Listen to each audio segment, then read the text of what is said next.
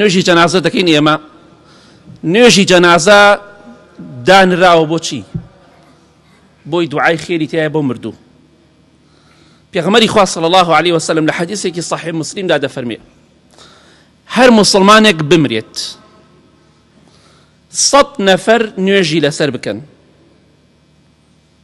ئەو کەسانە لەو کەسانە من شەریک بۆ خوا بڕیان نەدەن، 100 نەفەر نوێژی لەسەر بکەن، هەموویان بڵێن خوایە لە فڵان کەس خۆش بە، خوای گەورە ئەو کەسە ئەو 100 نەفەرە دەکاتە تکاکار و شەفاعەتکار بۆ ئەو مردووە.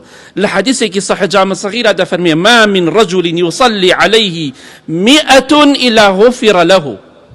هەر موسڵمانێک 100 نەفەر نوێژی لەسەر بکەن ئیلا خوا لێی خۆش دەبێ. ئەگە 200 و هەزار بێ ئەوە زۆر زیاتر. کەواتە مردوو پێویستی بە دوعای خێری ئێمەیە. با فێر دوعای نوێژی جەنازە بین. شەرمە ئێمە نازانین تاسە دوعای خێر بۆ مردوو بکەین. بەڵام چەندها گۆرانیمان لەبەرە، چەندها شعرمان لەبەرە. دوعای خێر بۆ مردوو زۆر گرنگە. دوعای خێر هۆکارێکە بۆی کە ئەو مردوو خوا لێی خۆش بێ. بۆیە هەر کەسێک 100 نەفەر ئەگە زیاتریش بێ نیعمەتە نوێژی لەسەر بکەن، خوای گەورە لەو مردوو خۆش دەبێ. کەواتە دوعای خێر ئەوەندە گەورەیە، هۆکارێکە بۆی ئینسان لە ناخۆشی ناڕەحەتی قیامەت ڕزگاری بێ، هۆکارێکە بۆی کە خوای گەورە مردووەکە بخاتە بەهەشتەوە لە جەهەنەم ڕزگاریکە.